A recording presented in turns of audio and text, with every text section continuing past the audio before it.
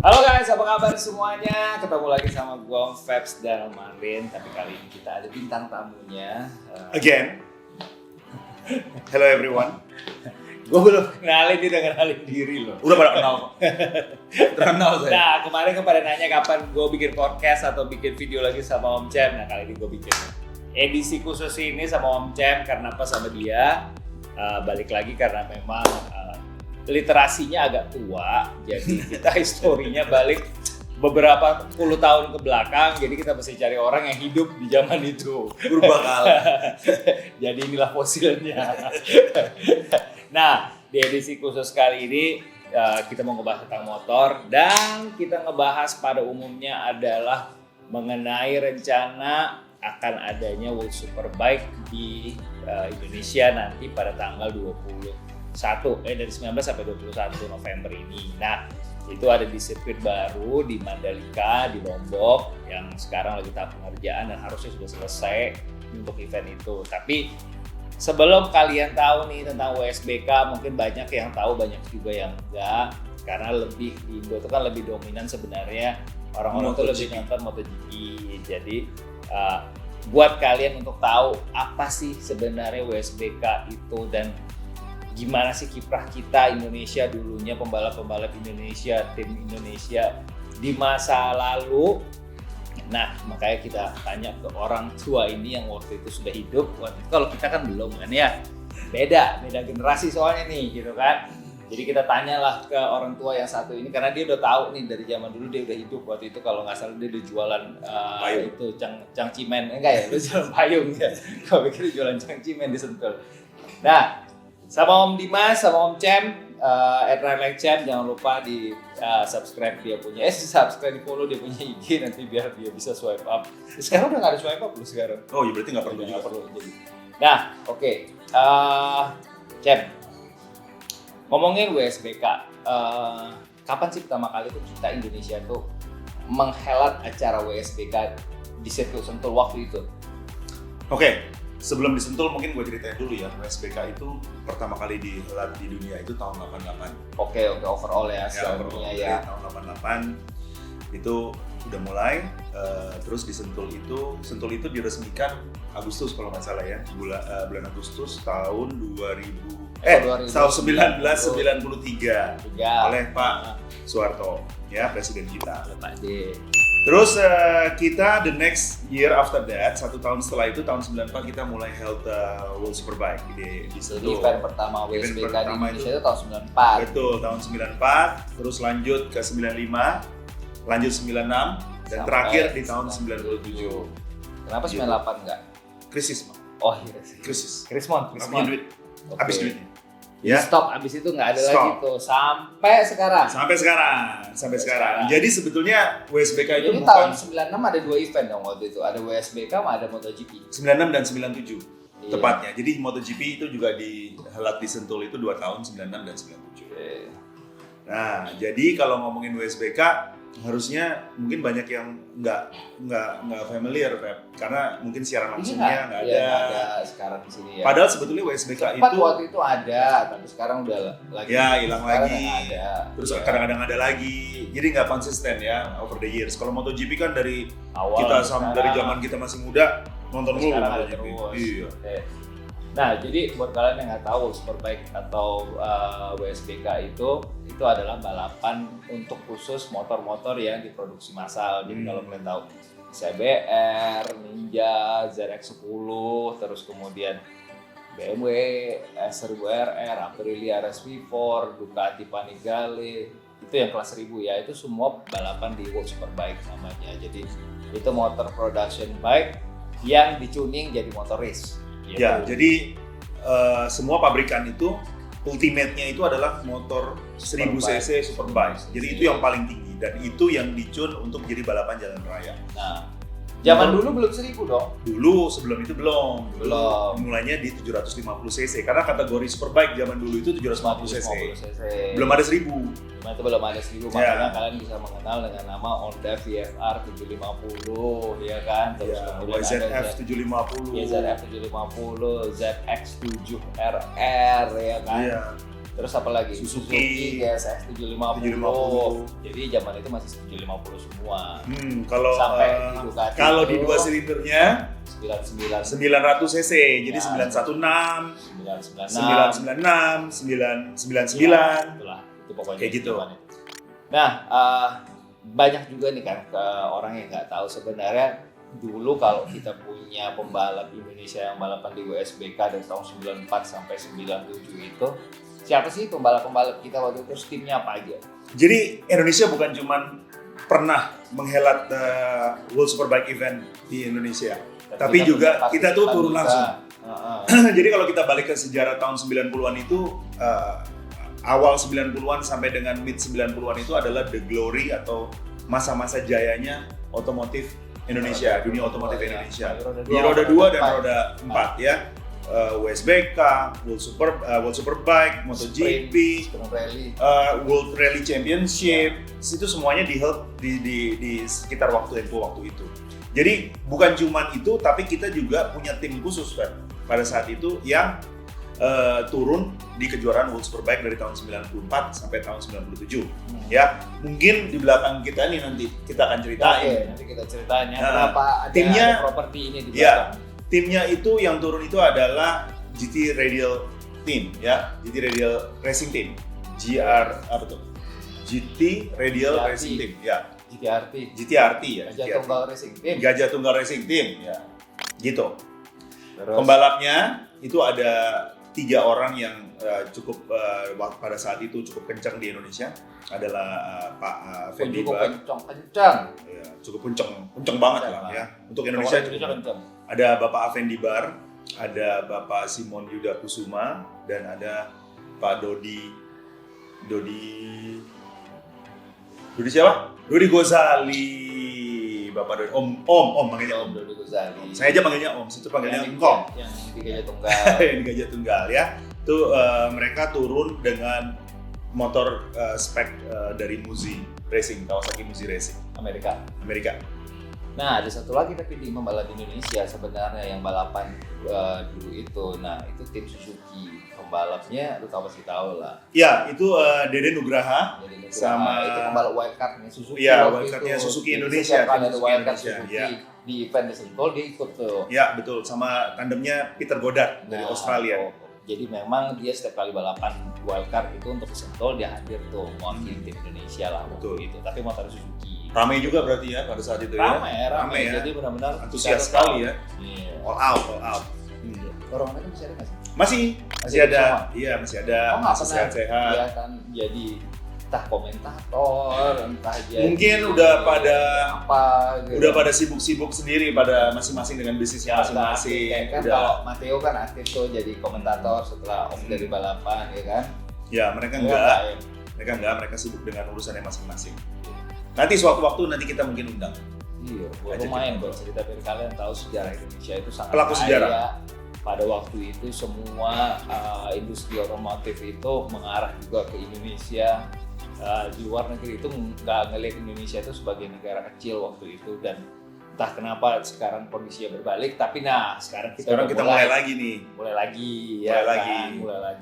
Terus nanti tahun depan udah ada MotoGP. Tahun ini dimulai dengan WSBK seri penutup untuk nentuin nanti siapa pemenangnya. Nah, nanti kita akan ngomong soal WSBK. Siapa yang bakalan juara? Prediksi kita. Nah, ngomongin soal tim Indonesia pada waktu itu ada Gajah Tunggal Racing Team. Terus kemudian ada pembalapnya Om Fendi Bar, Yuda Simon, terus kemudian ada Dodi Gozali. Ini ada motor di belakang ada 3. ZX7RR, Muzi Raptor. Ini semua Muzi semua. Speknya Muzi semua. Kalau yang ini asli replika, bukan asli. Ini motor yang dipakai buat balapan dua-duanya dulu. Sebetulnya semuanya motor yang di belakang kita ini adalah motor-motor yang dipakai balapan pada saat itu. Pada waktu itu, tiga-tiganya dipakai balapan. Sama tim Gajah Tunggal. Sama tim Gajah Tunggal Racing Team. Jadi livery aslinya yang ini. Livery aslinya tuh yang ini. Ini yang kita restore dari awal sama Om Jaka sama Om Abdul dari 96 Motorsport. 96 Motorsport. Gua nge-restore motor MSR gua itu loh.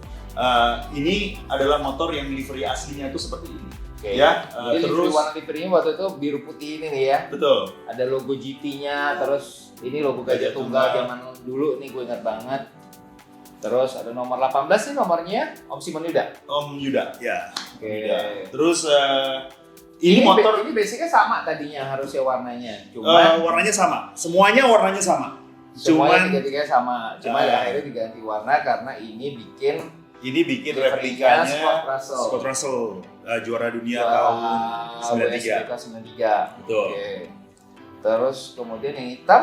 Yang hitam ini adalah motor yang jadi kalau tahun 94 sampai 95, 96 itu yang turun itu antara dua motor ini yang turun. Dua-duanya turun. Oke. Ya, tapi di tahun 97 ada perubahan teknologi karena Kawasaki pada saat itu upgrade dari seri M1 ke N1. Jadi N1 itu basicnya adalah motor yang ini. Ini adalah Muzi Raptor. Makanya air scoop-nya beda. Iya, scoop-nya beda dia di sini, tapi kok masih yang di kiri-kiri nih. betul. Dan dia juga nanti kita ngomongin sendiri deh ya tentang motor ini ya. Tapi motor ini diproduksi adalah motor ketiga dari Rob Muzi Racing. Ini adalah tahun 97. Jadi tahun 97 diimpor masuk. Berapa unit dibikin? Ini dibikin di dunia itu rencananya cuma 30 something unit, tapi realisasinya hanya 20-an something unit. Dan ini one of it. Dan ini nomor 3, motor nomor 3. Nomor 3 dari 20-an. Iya, dari 20-an itu. Ini yang dibikin sama Rob Muzi Racing. Senang ngumpulin motor tua ya. Kilonya gede. Kalau di kilo jadi tinggi. Nah, balik lagi kita ngomongin WSBK. Nah, sekarang kan kita udah mau masuk ke seri terakhir untuk season 2021 ini. Jadi season penutup itu ada di Mandalika.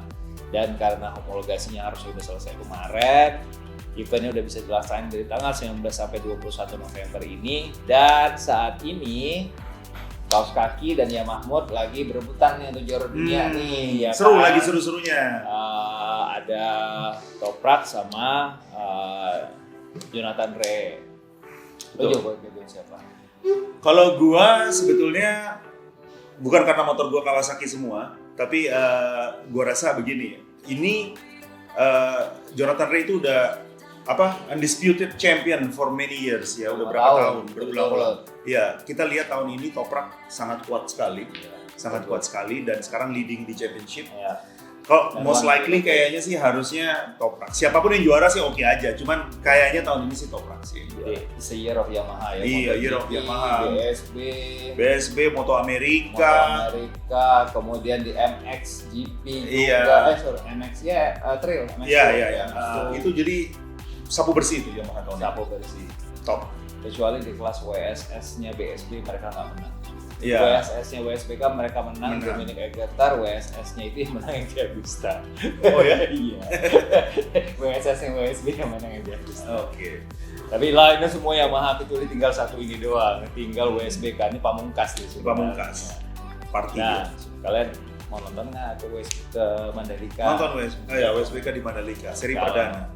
By the way, Pep, ini motor ini tahun 97 itu masuk poin ya, dapat 2 poin ya di WSBK Sentul ya. Oh ya? Iya, dengan Om Simon Yuda. Oke. Nah, jadi poin pertama kita juga bukan cuma ikut tapi dapat poin loh. Ya untuk dapetin poin itu susah loh. Susah nggak gampang. Di ajang dunia itu ya bisa diakui lah, kalian bisa lihat pembalap-pembalap kita yang ada di Moto3, di Moto2 ya, terus kemudian di ajang championship yang lain juga nggak gampang kok untuk dapetin poin. Jadi betul. Jangan ngira bahwa become rider itu, apalagi pembalap MotoGP itu akan gampang, atau pembalap-pembalap apapun lah, mau WSBK juga gitu.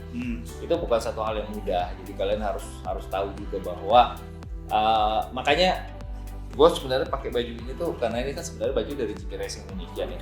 Respect all riders. Jadi sebenarnya gini, ada satu campaign juga dari GP Racing Indonesia tuh suka banyak netizen tuh yang apa istilahnya ngomongnya itu nggak enak lah terhadap pembalap, kalau doain jatuh, kalau jatuh di sorak-sorakin apa segala macam. Mereka nggak tahu bahwa menjadi pembalap mempertaruhkan nyawa di atas lintasan dengan segala macam resiko patah lah apa segala macam, tapi nggak pernah dapat apresiasi dari ada aja orang-orang yang punya mindset nggak boleh lah, itu etika. Tidak baik. Itu etika itu harus tetap dijaga. Dan itu respect. Pak diposting di sosial media sampai ke luar negeri dan segala macam, sehingga kita itu termasuk salah satu dibilang netizen yang barbar di urusan racing gitu. Kalau udah apa-apa langsung nyerang banget, dan gue pikir itu nggak baik ya. Jadi dukung gerakan GP Racing Indonesia untuk selalu menghormati semua pembalap siapapun dia, mau di level apapun, karena itu bukan hal yang mudah untuk menjadi pembalap gitu.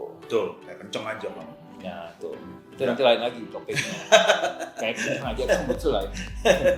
Nah, ngomong-ngomong, ini kan udah lu restorasi nih semua, tiga. Yes, sudah selesai. Basic engine-nya semua sama nih, motor-motor ini. Basic engine-nya ini salah, ini M1 itu N1 ya? Ini N1, basicnya N1. Kalau ini M1, dua-duanya M1. Jadi basicnya sebetulnya mirip aja. Gimana sih rasanya bisa ngoleksi motor X balapan beneran WSBK tahun 94 sampai 97 itu, dan punya sampai 3 biji ya? Harusnya ada satu lagi ya, Jack ya.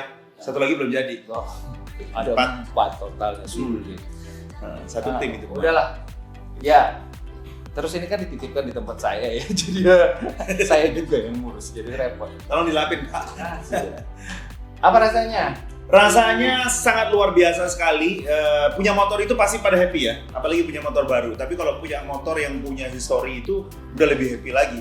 Tapi kalau lu punya motor yang benar-benar motor actual ya, ini motor-motor yang nggak bisa dipakai di jalan raya kan ya? Iya, ini motor-motor yang hanya bisa dipakai di radiatornya aja nggak ada kipasnya, nggak ada standarnya juga, nggak ada starternya. Nggak ada starter. Nanti gue tunjukin gimana cara nyalain ini motor. Jadi itu perasaannya gimana ya? Sangat happy sekali ya, sangat happy sekali. Kayak punya mainan baru gitu. Pengennya majang aja gitu ya. Terus pengennya cerita gitu, jadi tapi nggak pengen bawa, bawanya susah.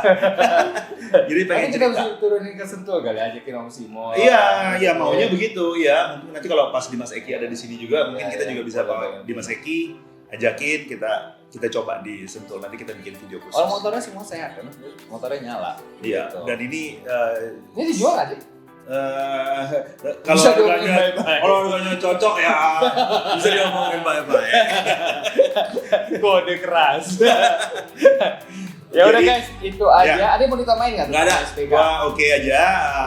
Suksesin WSBK Mandalika. Ya, jadi kalian tahu lah ya kenapa sejarahnya ada WSBK di Indonesia, siapa pembalap kita, tim kita siapa, dan kenapa sekarang kita ada lagi WSBK. Dan support terus Mandalika walaupun agak jauh dari Jakarta atau dari tempat yang lain ya, tapi sekalian didukung. Ini era kebangkitan otomotif Indonesia. Ya, jadi doain dan dukung tim kita sirkuit kita untuk menghelat acara WSBK tahun ini dan MotoGP tahun depan. Dan mudah-mudahan after this ada tim lagi dari Indonesia atau yang bisa balapan di WSS atau di WSBK ya kan.